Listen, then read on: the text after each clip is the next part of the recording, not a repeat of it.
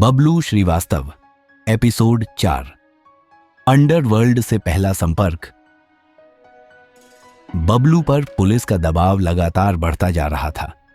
हर दिन उसके करीबियों की गिरफ्तारी हो रही थी और मुखबिरों की वजह से पुलिस उसके ठिकानों तक पहुंचने लगी थी। लेकिन बबलू जानता था कि अब सिर्फ भागना ही हल नहीं है। उसे अपने अपराध की दुनिया को बड़ा करना था और खुद को मजबूत करना था। पहली बड़ी मुलाकात बबलू ने तय किया कि अब उसे बड़े अपराधियों से संपर्क करना होगा। उसने लखनऊ के कुख्यात डॉन रफीक भाई तक पहुंचने की योजना बनाई। ये वही आदमी था जो पूरे उत्तर प्रदेश और बिहार के अपराध जगत में अपनी पकड़ बनाए हुए था। एक मध्यस्थ के जरिए बबलू की मुलाकात तय हुई। लखनऊ के एक पुराने होटल के गुप्त कमरे में यह बैठक हुई। मैंने तुम्हारे बारे में सुना है बबलू, रफीक भाई ने गहरी आवाज में कहा। लेकिन इस खेल में टिके रहने के लिए सिर्फ जोश नहीं, होश भी चाहिए। तुम क्या साबित कर सकते हो? बबलू ने बिना हिचकिचाए जवाब दिया। मुझे बस एक मौका चाहिए। काम बताइए, अंजाम मैं दूंगा। पहला बड़ा काम रफीक भाई ने बबलू को एक चुनौती दी। एक बिजनेसमैन जो उनकी बात नहीं मान रहा था, उसे सीधा करना था।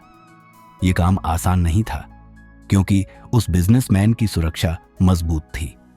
लेकिन बबलू ने यह जिम्मेदारी ले ली। बबलू और उसके आदमियों ने बिजनेसमैन की दिनचर्या पर नजर रखी। कुछ दिनों की रेकी के बाद उन्होंने उसे अगवा कर लिया। यह पहली बार था जब बबलू ने इस स्तर का अपराध किया। 48 घंटे बाद बिजनेसमैन ने अपनी पूरी रकम दे दी और रफीक भाई के नियम मानने को मजबूर हो गया। यह देखकर रफीक भाई ने बबलू को अपनी टीम में शामिल कर लिया। नई दुनिया, नए खतरे। अब बबलू अकेला अपराधी नहीं था, वह संगठित अपराध की दुनिया में कदम रख चुका था। लेकिन इस कदम के साथ ही उसके दुश्मनों की संख्या भी बढ़ने लगी थी।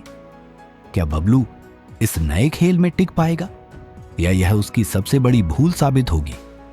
अगले एपिसोड की झलक। बबलू को पहला सुपारी मर्डर सौंपा जाता है। अब उसे साबित करना था कि वह सिर्फ पैसा नहीं बल्कि खून भी बहाने के लिए तैयार है। यह फैसला उसे कहां ले जाएगा, जानिए अगले एपिसोड में।